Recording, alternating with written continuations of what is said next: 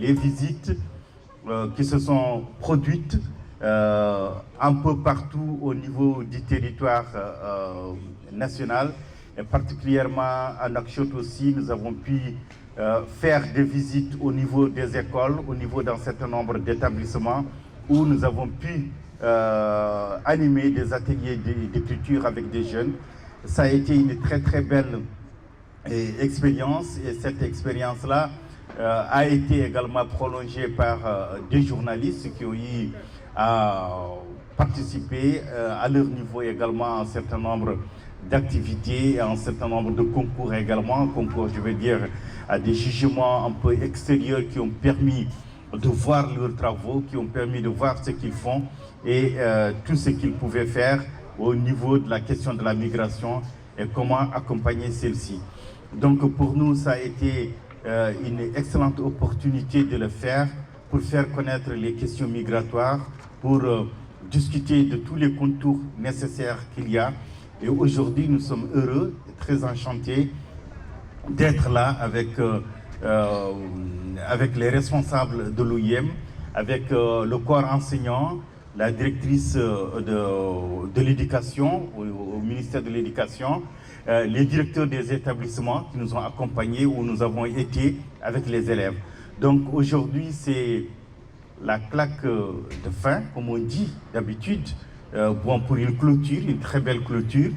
Et cette clôture-là, nous la partageons avec beaucoup de parents aussi, qui ont été très généreux, qui ont accompagné les enfants pendant tous les ateliers d'écriture et qui sont venus aujourd'hui encore participer à la délibération.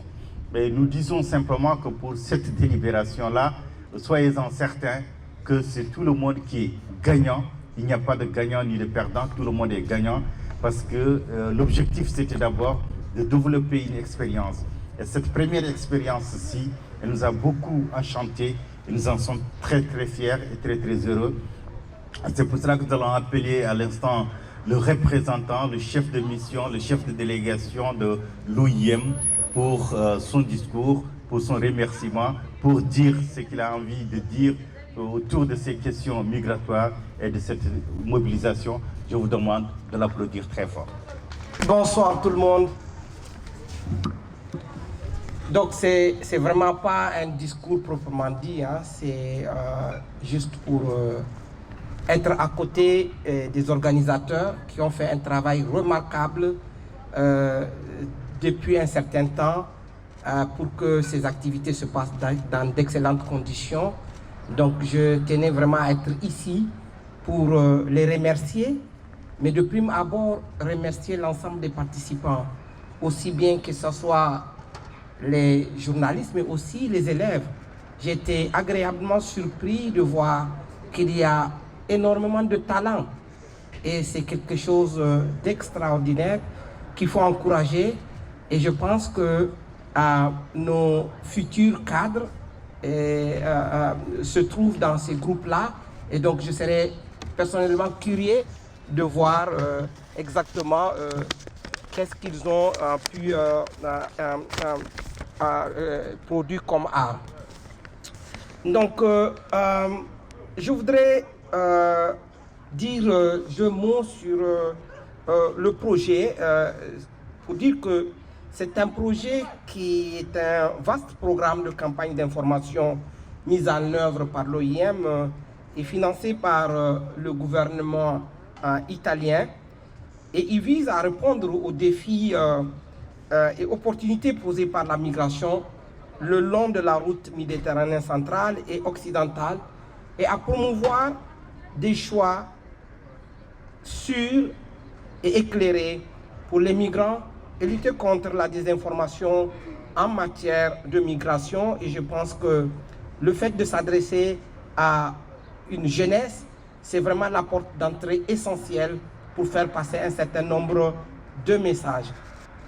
La migration, comme vous le savez, c'est un phénomène complexe et multiforme qui touche des millions de personnes, je dirais même un phénomène naturel. C'est un sujet qui nécessite un examen minutieux et une analyse nuancée. Et c'est grâce au travail inlassable des journalistes et des professionnels des médias que nous sommes à mesure de comprendre et d'aborder les réalités de la migration dans nos communautés. C'est pourquoi l'une des activités clés de ce projet fut la formation. Comme on dit dans le jargon, ça c'est les aléas du direct, hein? Et comme on est avec les journalistes, je pense qu'ils sont les plus outillés pour voir quelle transition on peut avoir à l'heure du projet et du fait que du rôle des médias dans ce projet. Et aussi, je voudrais enchaîner par dire que le projet a mis aussi l'accent sur la sensibilisation autour de la migration notamment, et notamment au niveau des écoles. Donc, où des séances de partage d'informations ont été tenues au profit des élèves, ainsi qu'un atelier sur l'écriture et la migration. Et donc, c'est le lieu pour moi, comme je l'ai mentionné tout à l'heure, de saluer le talent et surtout l'empathie dont chacun de nos jeunes écrivains, je ne sais pas comment ils veulent qu'on les appelle, jeunes écrivains ou écrivains voilà, donc c'est un des écrivains qui nous file un peu le mot, donc écrivain en herbe. C'est le lieu véritablement de leur remercier, puisqu'ils ont fait preuve en essayant donc d'aborder un sujet qui, à première vue, peut paraître complexe. En écrivant donc sur la migration, chers jeunes, vous avez fait preuve d'un engagement profond à comprendre les expériences des autres et à faire preuve d'empathie à leur égard, ainsi qu'une volonté d'aborder des questions, comme je disais, complexes, de manière réfléchie, avec aussi passion. Pour finir mes propos, je voudrais très sincèrement remercier la délégation du gouvernement italien, mais aussi de l'Union européenne, qui est ici en mission et qui a bien voulu être avec nous aujourd'hui pour partager ces moments. C'est quelque chose qui nous va droit au cœur et je suis convaincu qu'avec l'ensemble de nos partenaires et aussi les communautés des migrantes ici présentes, par leur nom, je vous dis merci. Merci pour tout ce que le projet ou les programmes ont eu à faire dans le volet de la protection des migrants, dans le volet de la sensibilisation, dans le volet de l'appui institutionnel au gouvernement. Et je pense que l'activité que nous voyons aujourd'hui, que nous menons aujourd'hui, n'est qu'une partie infime de ce que ce beau monde collectivement est en train de réaliser donc, au profit de nos bénéficiaires. Je voudrais aussi reconnaître et saluer la présence de Madame la directrice de l'éducation qui a tenu à être ici, du ministère de l'Éducation, ce qui démontre que c'est un projet qui leur tient à cœur et je pense que c'est vraiment le témoignage d'un engagement du gouvernement à pouvoir s'assurer que cette dimension de la migration soit transversale et soit complètement intégrée, je dirais même dans le cursus éducatif, parce que la sensibilisation, la campagne est quelque chose qui est assez symbolique, mais la sensibilisation est permanente. Et on sait que le corps enseignant a vraiment fait un travail remarquable dans le sens. Je voudrais aussi reconnaître la présence des communautés migrantes, comme j'ai dit, qui ont bien voulu aussi être là pour montrer que c'est un travail collectif. Et peut-être, enfin, il faut aussi saluer, en tout cas, tous ceux qui se sont engagés dans la préparation de cet événement. Donc voilà, c'est sur ce mot que je voudrais souhaiter que les débats qui vont avoir lieu tout à l'heure soient des débats riches, que ce soit, mais aussi les remises des trophées. Il y a certainement des gagnants, mais aussi il y a des perdants. Mais pour nous, à la fin, c'est vraiment la Mauritanie qui gagne. Et donc pour nous, ce projet, en fait, il n'y a que des gagnants. Et c'est sur ce mot que je voudrais vous remercier très sincèrement. Merci.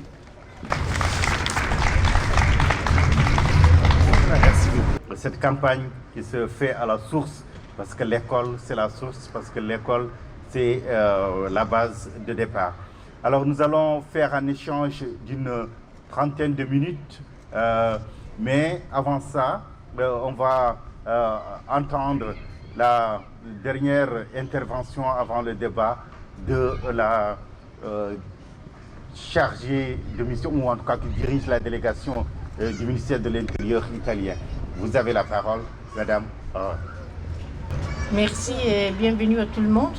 Je suis heureuse d'être ici aujourd'hui avec vous, avec Traversée Migrants Mauritanie, avec les communautés d'immigrants, avec IOM, avec tous les journalistes, madame la directrice de l'éducation, les professeurs et tous les élèves qui sont là.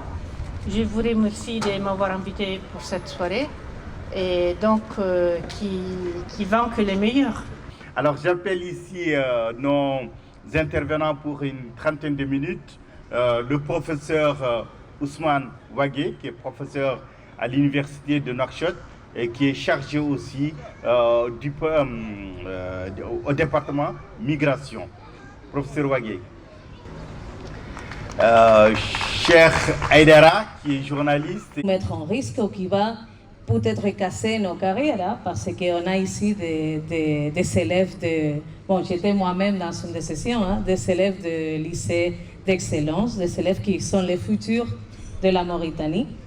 Et ce qu'il faut, c'est qu'ils aient un plan qui va leur permettre d'évoluer, de créer une carrière qui peut être ici ou ailleurs, mais qui doit être toujours d'une façon pensée, d'une façon régulière, d'une façon qui va leur permettre d'arriver à leur objectif de vie. Ici en Mauritanie, oui. Bon, ici en Mauritanie, comme vous le savez aussi, parmi nous, je suis sûre moi-même, je suis une migrante, et parmi nous, il y a d'autres qui le sont. Il y a une population importante de gens qui viennent de la région, qui viennent du Sénégal, qui viennent de Mali, du Maroc, bon, de plusieurs pays dans la région. Et quels sont les problèmes qu'ils font face? Bon, surtout des problèmes reliés, par exemple, à l'accès à la documentation. Ça, c'est très important. Comment les migrants peuvent avoir une situation régulière ici en Mauritanie, accéder à une carte de séjour qui va leur protéger.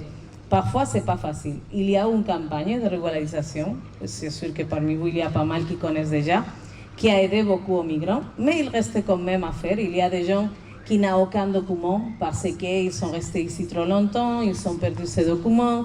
Ça, c'est un des enjeux. L'accès aux services. Donc, parfois, c'est un problème de connaître les services. Ici, on a des écoles et bon, les migrants, les enfants migrants peuvent assister aux écoles. Mais parfois, il y a des barrières de langue ou il y a des barrières de connaissances. On ne sait pas comment accéder à ce service. Donc, ça, c'est un des problèmes aussi. Ouais, bon, à travers le projet, on a mis en place une activité qui est très intéressante, qui c'est les mobilisateurs communautaires. On a parmi nous quelques mobilisateurs. Et il s'agit de gens qui sont dans les communautés migrantes, qui vivent dans les communautés même ou qui connaissent très bien les communautés et qui vont s'en charger justement de partager ces informations clés sur comment accéder aux services, sur comment avoir certaines informations. Après, on travaille aussi, évidemment, avec les autorités mauritaniennes pour les aider, pour appuyer leur capacité à accueillir les migrants. Parfois, c'est des manques de capacité par rapport, par exemple, à l'équipement, aux langues, aux endroits de travail. Donc, on va les aider à comprendre mieux les communautés migrantes. Et on a aussi, évidemment, des services qui sont donnés directement par nous pour aider les migrants d'une façon directe quand il n'y a pas d'autres alternatives de services. D'aide, par exemple, alimentaire, d'aide au retour au pays. Donc, il y a plusieurs programmes aussi desquels les migrants peuvent bénéficier. Bien sûr, il y a beaucoup de synergies. On est tous une famille, comme on dit, One UN. Donc, on travaille avec l'UNICEF qui s'occupe de l'éducation. On fait pas mal de travail de la protection des enfants aussi. Et on travaille aussi avec les collègues de l'HCR qui s'occupent des réfugiés, donc le Haut Commissariat pour les réfugiés. Quand on a, par exemple, des cas qui ont besoin d'une protection internationale, on va leur référer aux collègues. On travaille avec tous les agences en général, mais il y a des agences, évidemment, qui ont une thématique plus proche, peut-être, à la migration. Donc, ouais. Très bien. Professeur Wagué, vous qui êtes à l'université, qui êtes au niveau de la recherche, qui êtes au niveau du travail universitaire, quels sont, un peu pour faciliter la tâche à certaines personnes qui ne sont pas habituées aux terminologies, quelles sont les définitions simplifiées que vous pourrez donner à la question des migrations ou des migrants? Merci beaucoup, M. Bios. C'est une question très pertinente dans la mesure où nous travaillons sur cette question depuis plus d'une quinzaine d'années. Et je crois qu'aujourd'hui, la migration constitue un nouveau paradigme, bien sûr dans lequel nous produisons un certain nombre de documents, de recherches scientifiques et pourquoi pas des concepts. Et voilà, et nous formons aussi dans le cadre justement à l'université, nous formons des professionnels de la migration. Et aussi bien les professionnels de la migration que ceux qui agissent dans les ONG nationales et internationales doivent tout simplement chercher à comprendre les paradigmes de la migration, aussi bien dans son aspect théorique que dans son aspect pratique. D'abord, en regardant sur les recherches, en essayant de visiter les recherches qui ont été faites sur la migration, ça c'est dans un premier temps. En second lieu, de voir quelles sont les perspectives de recherche et bien évidemment quelles sont les recommandations qui ont été formulées justement par ces recherches. Et je tiens à rappeler ici que depuis 2010, la Mauritanie a élaboré une stratégie nationale de la gestion de la migration. Et dans le cadre de cette stratégie, un certain nombre de recommandations qui ont été formulées à l'égard des professionnels, à l'égard de tous ceux qui agissent dans le domaine de la migration et à l'égard bien évidemment des migrants qui vivent sur le territoire mauritanien.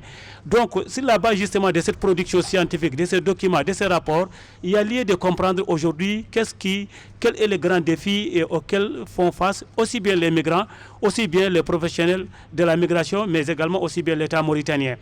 Il y a des défis économiques, il y a des défis juridiques, il y a des défis sociaux. Concernant les défis économiques, nous devrons savoir que, bien évidemment, les migrants aujourd'hui font face à des difficultés économiques. C'est des gens, pour la plupart, qui travaillent dans l'informel. Presque 60 à 70% de ces migrants qui vivent en Mauritanie travaillent dans l'informel. Défi juridique, et bien évidemment, il n'y a que moins de 5% de ces migrants lors de la dernière enquête qui date de 2007, qui dispose de certificats ou bien ce qu'on appelle des licences pour travailler en Mauritanie. C'est un défi. Or, pour être en situation régulière, il faut avoir tout simplement une licence de travail. Et de surcroît avoir par la suite ce qu'on appelle, c'est-à-dire un contrat de travail et ensuite être en situation régulière. Aujourd'hui, certes, l'État mauritanien a organisé un certain nombre de mesures pour bien sûr recenser les migrants, pour savoir dans quel secteur ils exercent, mais il y a un grand défi qui reste. Et ce défi, c'est quoi aujourd'hui? C'est de donner des contrats de travail à ces migrants et de les permettre d'être en situation régulière. Et ensuite, il y a des défis sociaux. La plupart des migrants sont originaires des pays pauvres. Et ce sont des pays, et c'est des gens qui vivent tout simplement en famille, et c'est des gens tout simplement qui dépendent, qui font nourrir des familles. Donc il faut traiter, à mon sens, les migrants avec beaucoup d'amitié, avec beaucoup d'humanité. Je crois que c'est tout un ensemble de concepts, tout un ensemble de paradigmes qui ont été élaborés à travers les rapports, à travers les recherches, à travers une investigation poussée sur le terrain qui devrait être mis à la disposition de ce que j'appelle des professionnels bien sur le terrain. Et nous, au niveau de notre master, bien évidemment, nous avons formé à la fois des agents de sécurité, à savoir la police, la gendarmerie, la douane. On les forme au niveau de ces masters et ensuite nous formons des étudiants qui pourront travailler au niveau des grandes organisations internationales, à savoir les HCR, les GRDR et bien d'autres organisations qui interviennent dans le cadre de la protection des migrants. Et nous formons également des étudiants, par exemple, pour qu'ils puissent comprendre davantage la situation des migrants. Bref, tout ce qu'on a produit plus de 200 recherches sur les migrations. Et parallèlement à cela également, nous avons produit des documents scientifiques que nous avons élaborés avec une ONG comme les GRDR, avec le Mauritanie Perspective, avec d'autres organisations, avec l'Oxfam. Et ce sont des documents qui sont là pour aider les jeunes à comprendre davantage les concepts de la migration, la recherche sur la migration et à sensibiliser les jeunes à ne pas se lancer bien sûr dans ce qu'on appelle aujourd'hui la migration irrégulière et que certains appellent la migration clandestine. Je crois que le temps est très petit pour parler de tout ça. Oui, voilà. Mais cela dit, comment la migration est perçue aujourd'hui au niveau des autorités elles-mêmes, indépendamment même de ce que vous faites au niveau de l'université, indépendamment même de ce que les organismes, les institutions font, quel est aujourd'hui le regard qu'on porte sur cette question migratoire, comment il est comprise en Mauritanie? Et je crois que l'État mauritanien a commencé à comprendre qu'il faut traiter les migrants. Parce que nous, depuis les années 60, on a ce qu'on appelle les migrants privilégiés en Mauritanie. Et on a également d'autres migrants parce qu'aujourd'hui, on fait face à quoi? On fait face à un stock de migrants. Parce que depuis les années 60, nos migrants privilégiés se sont installés en Mauritanie. Et suite, à partir des années 90, il y a eu un ensemble de migrants qui ont choisi la Mauritanie comme terre d'immigration et pas un lieu de transit. On a face à un stock de migrants qui est un stock de migrants privilégiés qui résident en Mauritanie, mais également on a également ce statut de la Mauritanie qui fait de la Mauritanie et bien sûr disons un territoire de passage des migrants. Aujourd'hui, et bien sûr grâce aux accords qui ont été signés avec l'agence Frontex, on a pu tout simplement sécuriser en paix bien sûr nos frontières et à la fois bien sûr les frontières maritimes. Mais également on fait face également à un stock de migrants. Qu'est-ce qu'il faut faire avec ce stock de migrants? Tantôt qui ne disposent pas des papiers, qui est en situation irrégulière, mais qui est libre de tout acte.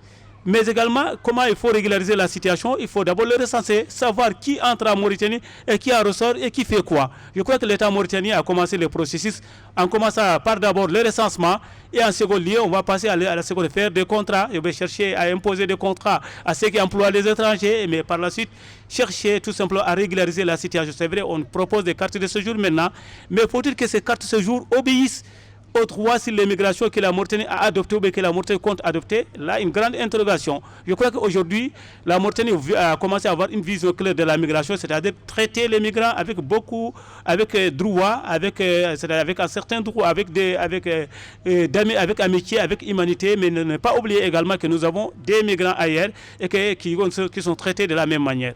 Voilà. Très bien. Cher, je me tourne vers vous. Je crois que selon ce que le professeur Wagué vient de dire et selon ce que Laura vient de dire, il y a des informations à propos des migrants, il y a des informations à propos du pays, c'est-à-dire de la Mauritanie comme pays de transit, comme pays de destination, etc. Mais il y a surtout aujourd'hui que le monde est régi par la toile, par l'Internet, par les réseaux sociaux, etc. Comment, au niveau journalistique ou au niveau de la presse, comment faire un tri entre le vrai et le livret de ce qu'on peut lire sur la migration? Merci beaucoup, Bios. Je remercie l'OIM pour cette opportunité de parler de la migration, une question extrêmement centrale en Mauritanie. Je commencerai par un peu saluer l'OIM pour avoir dressé le profil migratoire en Mauritanie, qu'ils ont fait, je crois, avec le Fonds fédéral suisse et avec également l'agence de coopération belge, qui ont dressé le profil migratoire. Bon, moi, en tant que journaliste et pas du tout expert dans le domaine de la migration, parce que je m'occupe de l'information et de l'actualité.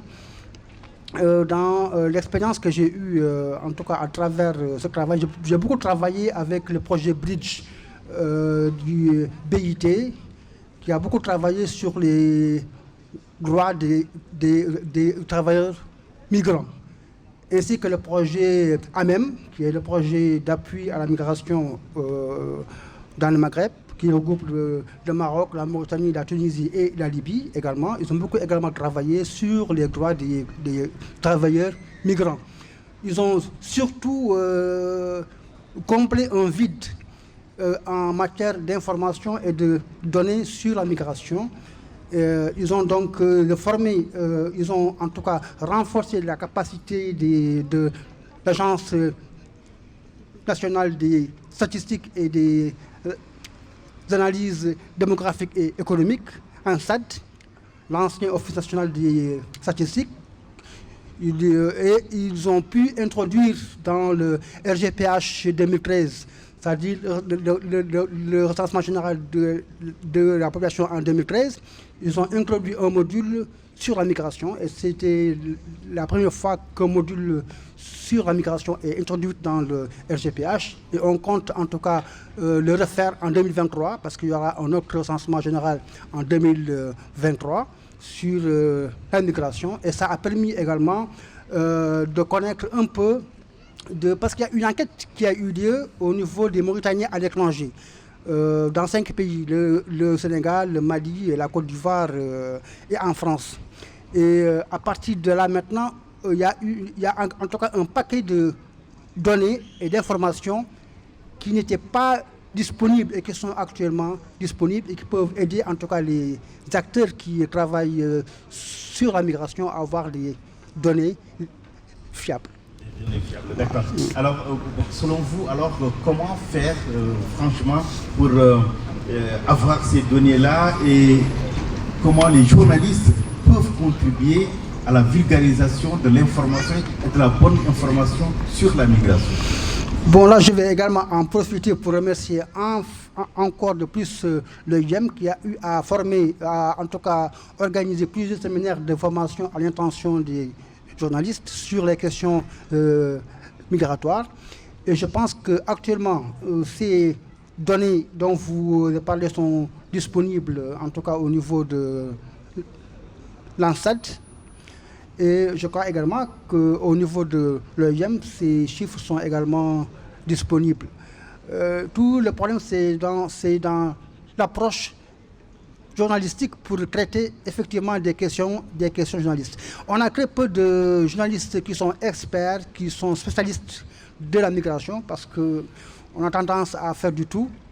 Moi, je suis, depuis quelques années, j'ai quitté tout ce qui est politique, etc. Je me suis concentré sur, en tout cas, certaines questions que je considère comme étant des questions qui m'intéressent, en matière de santé reproductive, par exemple, et de PF avec l'UNFPA, et en matière de droit des travailleurs migrants avec le BIT. Et j'ai eu à accompagner une mission qui est venue de Genève et qui travaillait effectivement sur le travail forcé, parce que les migrants sont des gens qui sont très fragiles. Et ce sont, en tout cas, ils sont les plus, comment dirais-je, exposés à l'exploitation au niveau du travail. C'est pourquoi le professeur parlait tout à l'heure de contrat de travail et que les migrants travaillent en général dans le secteur informel, mais également, ils sont les plus exposés à l'exploitation, parce que dans le cadre, par exemple, dans le domaine de la pêche, on a des enfants migrants qui travaillent dans le domaine de la pêche, dans le domaine de l'agriculture. Il y a d'autres qui travaillent comme domestiques et en général, il y a beaucoup de problèmes qu'ils rencontrent. Alors, professeur, quels sont les conseils que vous pourriez donner alors à ceux qui seraient tentés d'en savoir un peu plus sur ces questions migratoires et particulièrement en destination de la Mauritanie? Merci beaucoup. D'accord, merci beaucoup. Je crois qu'il faut prendre contact avec les organismes et surtout essayer de collecter des données. En matière de données, nous avons des problèmes. Nous avons des données un peu périmées. Et par exemple, je vous donne un cas très concret. Par exemple, l'enquête sur la main-d'œuvre étrangère. C'est un rapport qui date de 2007. Les dernières données sur la migration qui ont été produites dans le cadre du recensement général de la population et de l'habitat par l'Office national de la statistique remontent à 2012-2013. Et depuis lors, il n'y a pas d'actualisation de ces données. Par ailleurs, on a ce qu'on appelle les données ponctuelles sectorielles, des données qui ont été produites par les organismes par-ci par-là. À titre d'exemple, l'OIM produit pratiquement chaque mois des données sur, bien sûr, les mouvements de transhumants au niveau des frontières.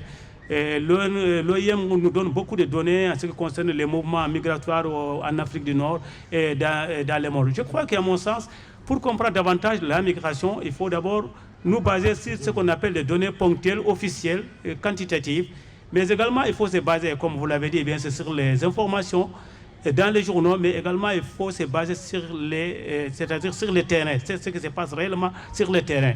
Et je donne un cas très concret. Depuis en cet état, la Mauritanie a commencé le recensement, bien sûr, des migrants qui vivent sur le territoire mauritanien. Mais nous avons besoin aujourd'hui de ces données pour comprendre la situation des migrants, pour les analyser, pour procéder à une analyse des contenus de ce qu'on appelle des données qualitatives, mais également analyser de façon statistique les données quantitatives et essayer de dégager les tendances pour comprendre aujourd'hui, en disant qu'en 2023, voici les profils, voici la situation de la migration en Mauritanie. Je crois qu'il faut tout simplement un ensemble de mixage et ce qu'on appelle un ensemble de simulation d'un ensemble de données qualitatives et quantitatives et essayer de produire des données que je considère comme fiables et bien sûr sur l'immigration, aussi bien sur le travail des enfants, aussi bien sur l'immigration en Mauritanie, et aussi comprendre la politique de l'État, parce qu'il faut savoir que l'État a mis en place ce qu'on appelle les postes frontières, qui sont plus de 50 aujourd'hui. On sait qui entre par ces postes frontières et qui en ressort, et l'État aujourd'hui à peu près des chiffres, par exemple, ceux qui vivent en Mauritanie. Mais est-ce que ce sont des données officielles fiables? Aujourd'hui, c'est un grand point d'interrogation. Je crois qu'aujourd'hui, pour comprendre davantage les migrations en Mauritanie et vers dehors de la Mauritanie, il faut tout simplement c'est-à-dire se baser sur ces données et essayer de formuler des recommandations qui vont dans ce sens pour pouvoir tout simplement faire face à un certain nombre de phénomènes comme le trafic des migrants, comme bien sûr la migration irrégulière, etc. etc. Voilà. Merci. Cher, et vous aussi, quel conseil vous donneriez aux jeunes qui s'intéressent à ces questions-là au-delà de la toile? Bon, moi je pense que le meilleur conseil que je leur donne, c'est d'abord de se former. C'est la première chose, parce qu'il faut d'abord, comment dirais-je, il faut d'abord savoir le B.A.B.A. de l'écriture journalistique et ensuite se former également en matière de migration et se faire coacher par un doyen qui s'y connaît un peu en migration pour en tout cas ses premiers pas sur le temps journalistique. Alors Laura, on revient à vous par rapport à toutes ces questions-là. Vous qui êtes au niveau de la protection, ce n'est pas un mot très léger parce que ça nous concerne tous, mais après avoir écouté le professeur par rapport à ce qui se fait au niveau de l'université, par rapport à ce qui se fait au niveau des autorités, avoir écouté ce que Cheikh a avancé comme argument sur la surveillance ou sur l'information à prendre sur la toile, quels sont aujourd'hui, vous, les conseils que vous pourrez donner à ce sujet-là et afin d'améliorer les choses? Ouais. Bon, c'est pas facile, hein, surtout pour la jeunesse. On a ici des enfants qui sont nés déjà dans l'époque des réseaux sociaux. Nous, hein, moi, on appartient à notre génération, on était plus habitués à chercher dans d'autres sources, aller dans les bibliothèques, hein, regarder d'autres types de sources. Maintenant, c'est vrai que c'est beaucoup plus facile d'accéder à l'information, mais c'est aussi beaucoup plus risqué parce qu'on a des informations qui ne sont pas fiables. Il y a beaucoup des informations qu'il faut rejeter, pour ainsi dire. Comment faire? Bon, le conseil que je peux donner, c'est de ne pas prendre qu'une seule source. Il faut toujours regarder plusieurs sources. Et il faut se méfier, et ça c'est un conseil plutôt pour la jeunesse qu'on a ici, hein. Il faut se méfier des offres qui nous semblent trop attractives, trop irréalistiques, hein. Et quand on nous offre des emplois merveilleux, et on ne comprend pas trop pourquoi, il faut se méfier. Peut-être qu'il y a quelque chose, hein. Donc regardez toujours d'où ça vient, pourquoi. Et quand il s'agit des articles de presse, etc., bon, ce qui est bien, c'est toujours avoir 3 à 4 journaux de référence, hein, auxquels on fait confiance, de différents courants, on va dire, politiques, parce que même en Espagne, hein, dans tous les pays, ça c'est général, on a des médias qui vont être pour un courant certain, par exemple par rapport à la migration, d'autres qui vont être dans d'autres sens. Donc regardez 2, 3 pour comprendre quelle est l'information qu'on est en train de recevoir. Est-ce que c'est vrai que, par exemple, en Europe, on a des foulées de migrants qui viennent, ou est-ce que plutôt, si on compare par rapport à la population totale, ce n'est pas tant que ça? Est-ce que le travail qui occupe les migrants, c'est vraiment le même qui occupe les citoyens, ou est-ce qu'il vient combler justement un vide qui n'est pas comblé par les citoyens? Donc, tout ce type d'informations, hein, quand on voit qu'il y a certains mots, hein, qui peuvent nous faire suspecter de courants politiques comparer l'information. C'est pas facile, hein. Je pense que la jeunesse est très exposée, malheureusement, à toutes sortes de rumeurs, toutes sortes d'informations qui sortent de partout. Donc, ouais. Alors, merci beaucoup. Vous aurez compris à travers ces différentes explications-là qu'il faudra beaucoup s'intéresser à la question de la migration. Monsieur Wagué vous a explicité un petit peu les différentes positions ou en tout cas les approches au niveau du master de migration. Cheikh a évoqué la question de la presse de ce qu'on y trouve, Laura aussi. Mais surtout, ce qu'il faut aussi rajouter là-dessus, c'est que par rapport à tout ce qu'ils ont dit, c'est qu'aujourd'hui sur la toile, il y a à boire et à manger lorsqu'on veut chercher une bonne information, lorsqu'on a besoin d'une information. Mais comme Laura vous a dit, surtout aux jeunes, il faut essayer d'éviter les propositions trop attractives, genre venez, on va vous offrir des visas, venez, on va vous aider à trouver une voie de passage, venez, on va vous donner des bourses, venez, ceci, cela, et on vous donne des adresses fictives. Et ces adresses-là, quand vous les envoyez, quand vous répondez à ces mails, c'est que votre adresse IP est enregistrée et vous êtes source à de l'arnaque, à des chantages, des gens qui vont essayer de vous prendre en otage, prendre votre famille en otage, c'est-à-dire vous faire des chantages, vous dire si vous ne nous payez pas tel, si vous ne donnez pas tel, on va diffuser telle et telle information sur votre famille, ou bien on va vous faire kidnapper, c'est cela. Donc sur la toile, quand vous partez sur les réseaux sociaux, quand vous partez sur les sites internet, sur les questions migratoires, quand vous parlez du Canada, de la France, de l'Espagne ou autres, soyez prudents sur les informations que vous allez avoir. Essayez toujours de faire un regroupement d'informations, comme elle l'a dit, une recherche de différentes données, de différentes sources qui vont vous permettre d'aller à une chose essentielle. Alors sur ce, on vous remercie. Merci Laura. Merci beaucoup. Merci Wagué. Et nous allons tout de suite procéder à la remise des prix. Et au moment de la remise des prix, parmi nos lauréats journalistes, sans nul doute que nous demanderons un mot à chacun d'entre eux sur le sujet qu'ils ont traité, qu'il s'agisse de reportage, qu'il s'agisse d'un papier écrit. On vous remercie et on Merci beaucoup. Merci beaucoup. Ensemble de nous retrouver et nous espérons simplement que au sortir de cette prestation, au sortir de cette cérémonie-là, que nous allons toujours garder la même famille. Nous avons déjà créé des groupes WhatsApp, des groupes d'échange et nous maintenons nos cadres à la disposition des élèves parce que tout simplement, comme je vous ai dit, dans ce concours-là, il n'y a pas de gagnant, il n'y a pas de perdant. Tout le monde est gagnant parce que nous autres qui avons travaillé avec les jeunes, qui avons été les voir dans les écoles, qui avons été les rencontrer avec leurs parents, avec leurs éducateurs, nous continuerons à faire ce travail-là et nous nous maintenons à leur disposition. Nous avons un espace culturel qui est à leur disposition pour ceux qui voudront se perfectionner ou qui voudront s'intéresser davantage à l'écriture. Nous serons à leur disposition.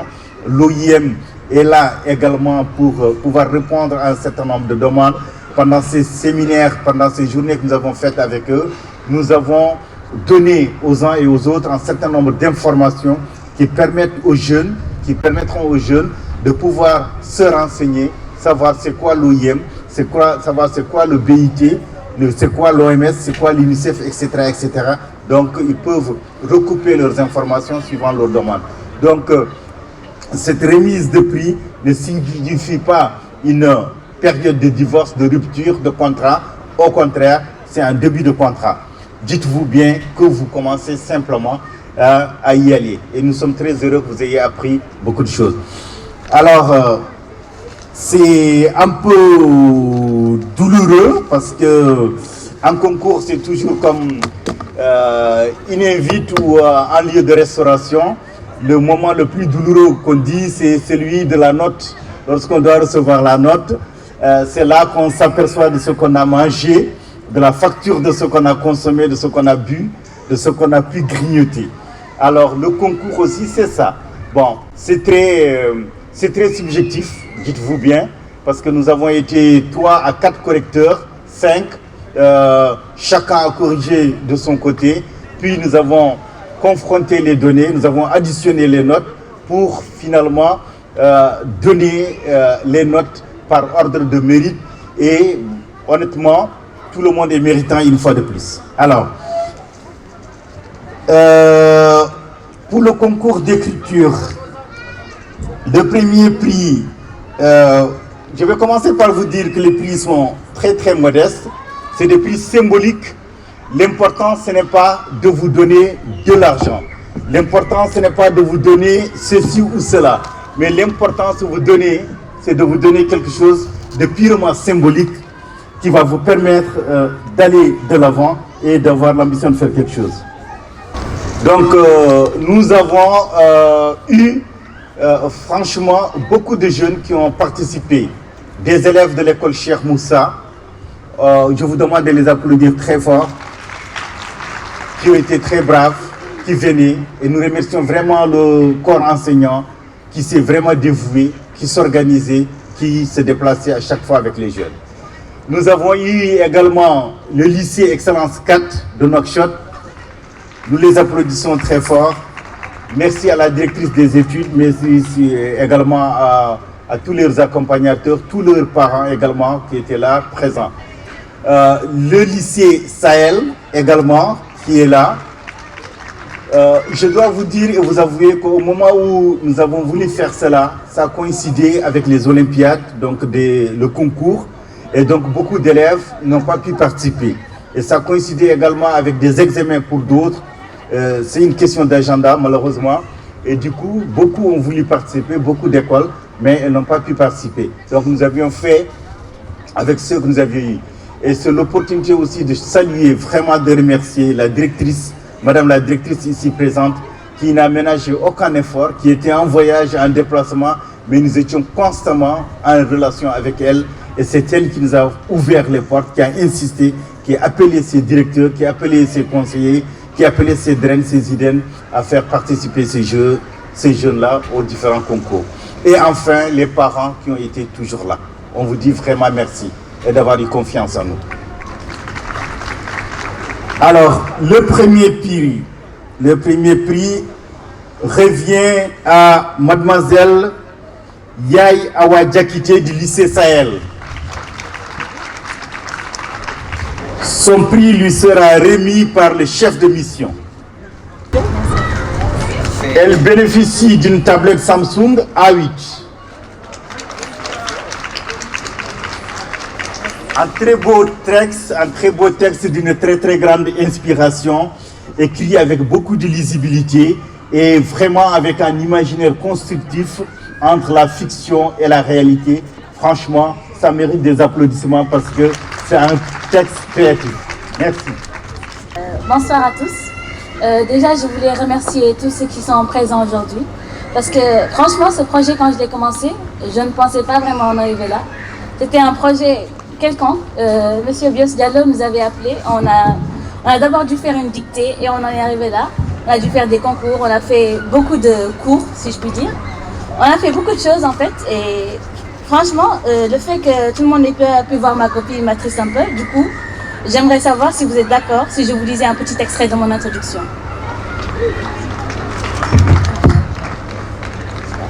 Le titre s'intitule « La femme ». Elle était silencieuse.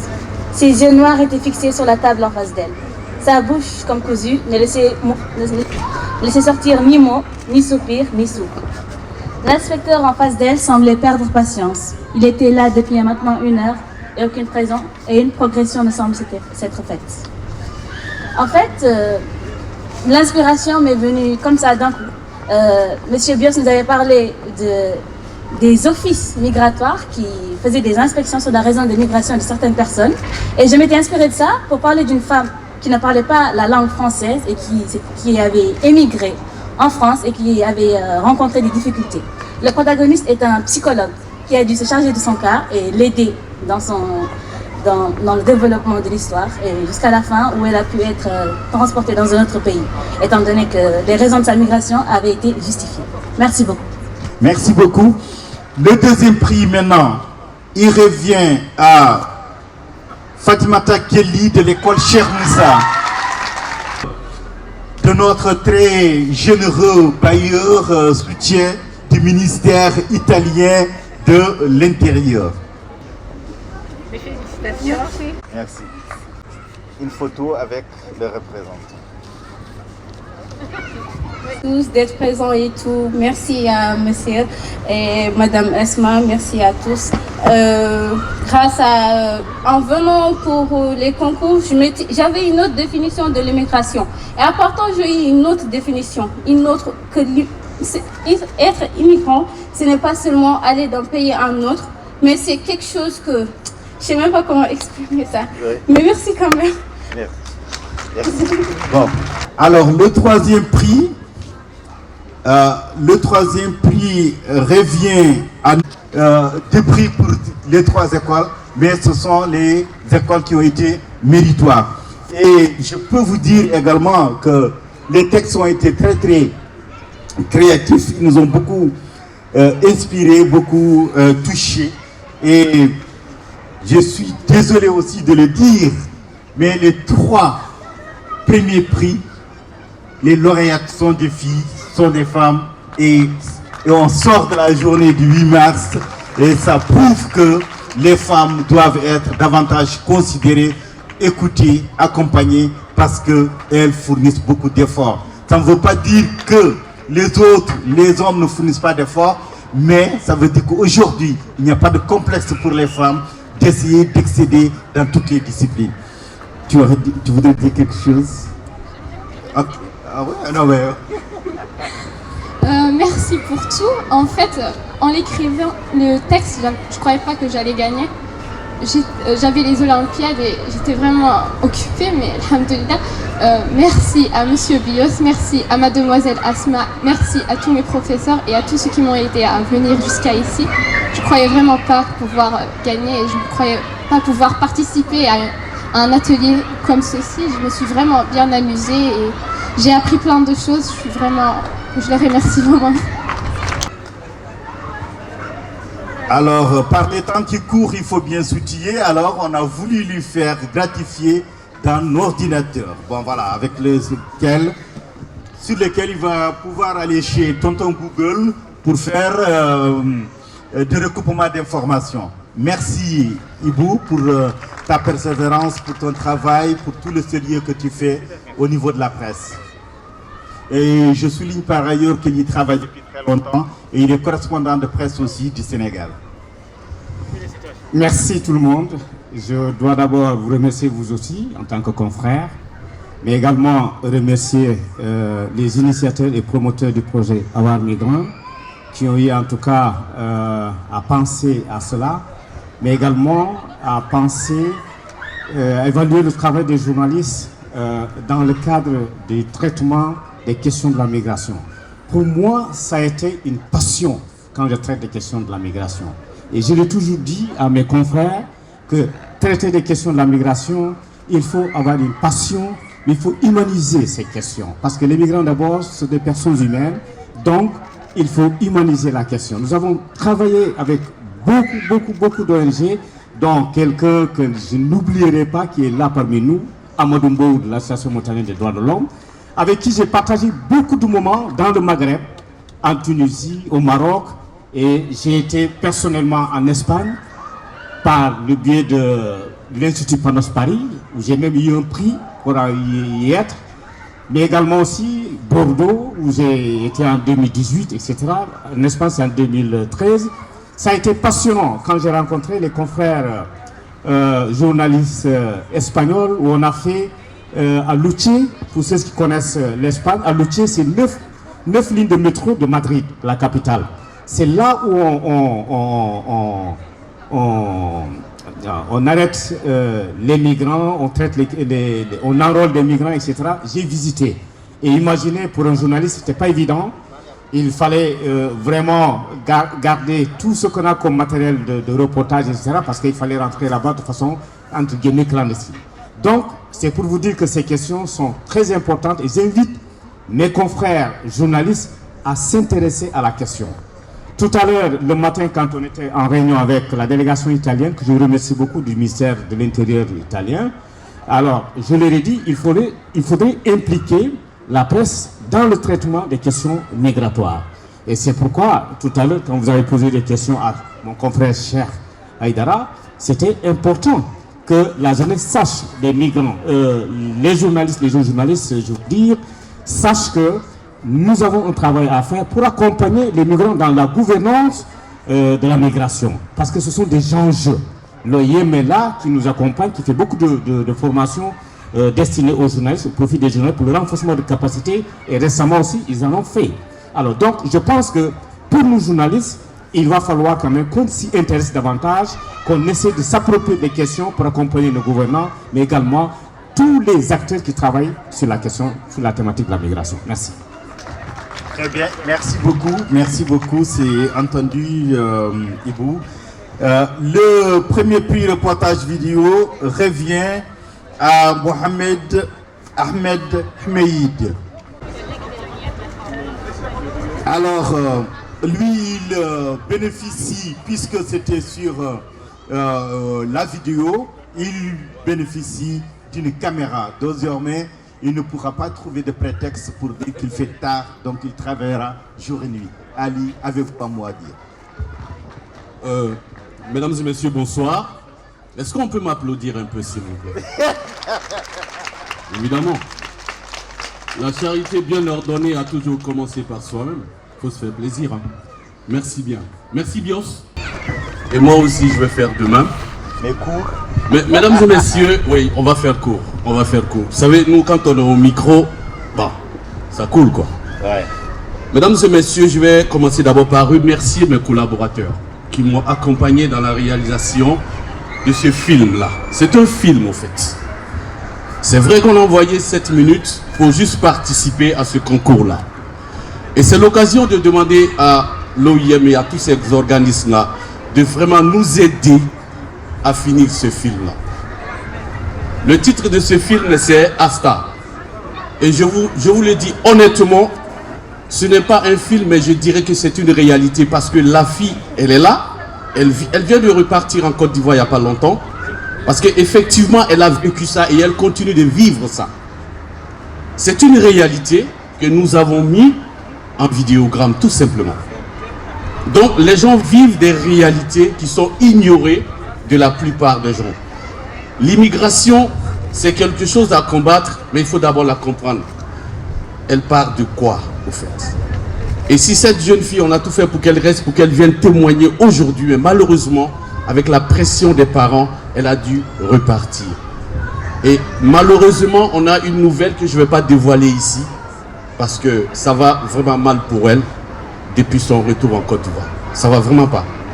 Mais je ne vais pas dire de quoi elle souffre, parce que c'est rentré encore dans sa vie privée et ce n'est pas bien. Donc, permettez-nous et aidez-nous à finir ce film-là. Vous avez juste vu 7 minutes, disons 6 et quelques secondes. Mais c'est un long métrage. Et ça retrace la vie de cette fille-là, qui est une réalité. Et ça peut vraiment conseiller, et même déconseiller certaines personnes qui veulent aller en immigration. Je ne dirais pas clandestine, parce qu'on nous demande de ne plus utiliser ce terme-là, mais irrégulière. Ça, c'était la première des choses. La deuxième des choses, je vais saisir cette occasion-là pour demander aux organismes qui sont là, s'il vous plaît, aidez-nous encore à réaliser ce film-là. Ça s'appelle Tunkan. Tunkan en Bambara, ça veut dire l'aventure, le voyage. Donc ça s'inscrit dans la même démarche que ce que vit Asta, c'est-à-dire l'aventure également. Le scénario, il est là. Les techniciens sont là. On va se lever, les gars, s'il vous plaît. Je vais demander à Lonson Solo de se lever, à François de se lever, et même Andei, l'assistante, de se lever. On est prêt, au fait. On est prêt, sur tous les plans. Mais tout ce qu'il nous faut, c'est le nerf de la guerre pour pouvoir avancer. Merci à l'OIM pour cette caméra-là qui va nous aider à finir ça, mais ce n'est pas suffisant. Aidez-nous à aller au bout. Merci bien. Très bien, mais bon, on ne va pas vous lâcher, vous restez là. Alors, je vais demander à tous les lauréats ou les lauréates de revenir ici, s'il vous plaît, pour une photo de famille. Ah ouais, tu prends la photo pour cher. Ah oui, il y a